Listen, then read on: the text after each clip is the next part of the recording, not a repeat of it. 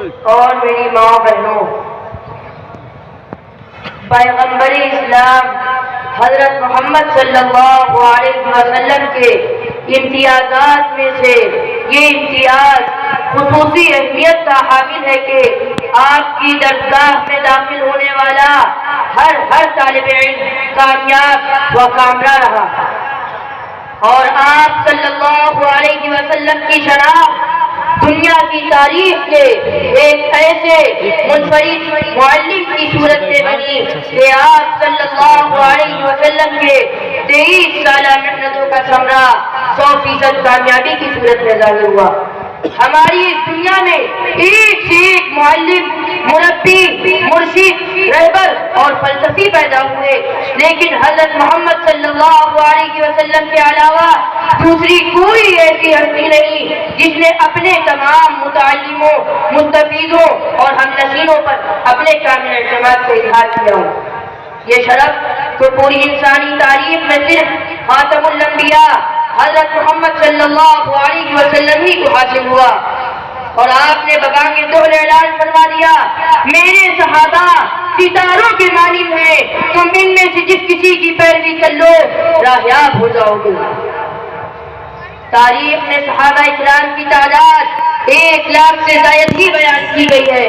اور اتنی بڑی انسانی جماعت کا کسی ایک مربی و معلم کی زیر تربیت رہ کرنا صرف خود تعلیم و تربیت حاصل کرنا بلکہ دوسروں کی پیشوائی و امامت کا اہل بن جانا، درسگاہ کے معلم و مربی کا ایک ایسا معجزانہ کمال ہے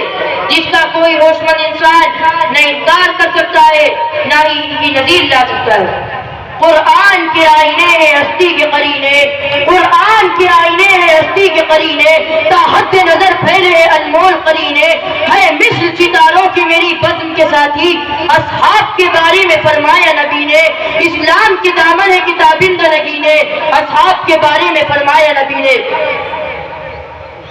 اللہ سے ڈرو،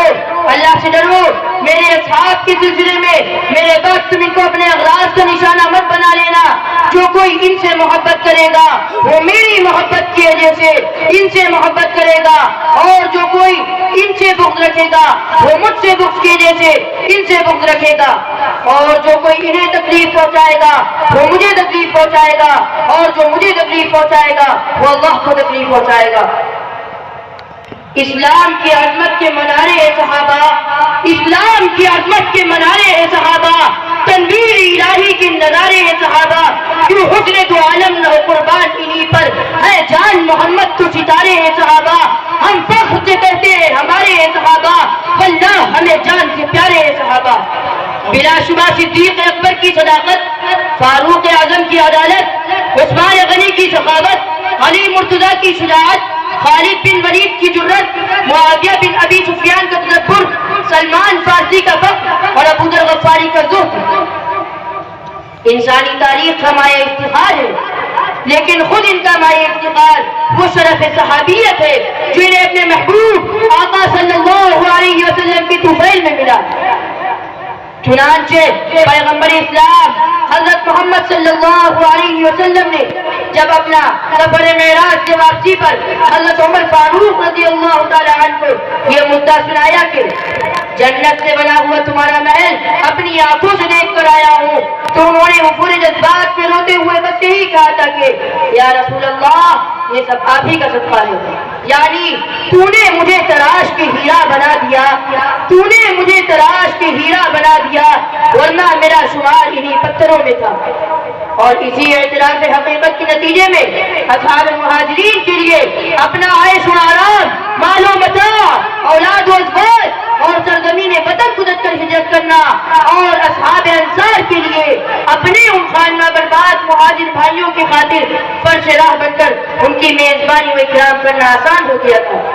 اور اس میں کیا شک ہے کہ یہ سب کچھ اس ہادی برحق صلی اللہ علیہ وسلم کے فیض تربیت کے صدقے میں ہوا، ورنہ وہ جو کچھ کرتے تھے اس کا حال شاہ افشا نجاشی کے دربار میں حضرت جعفر بن ابی طالب نے یوں بیان کیا تھا، اے بادشاہ ہم تو ایک جاہل قوم تھے، بتوں کی پوجا کرتے تھے، مردار کھاتے تھے، بدکاری، قطع رحمی اور پڑوسیوں کے ساتھ بدسلوکی کرتے تھے. ہم میں کا طاقتور کمزور کو کچل دیتا تھا.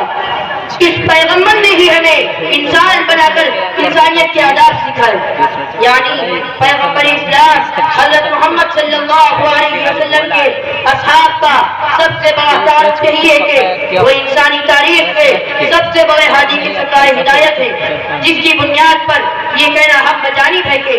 وقار نبی ہے، وقار صحابہ. رب سے ہماری دعا ہے کہ توپنے پھڑکنے کی توفیق دے، توپنے پھڑکنے کی توفیق دے، دل مرتضی سود صدیق دے. تمنا کو سینوں میں بیدار کر، جگر سے وہی تیر پھر پار کر. وآخر دعوانا الحمدللہ رب العالمین.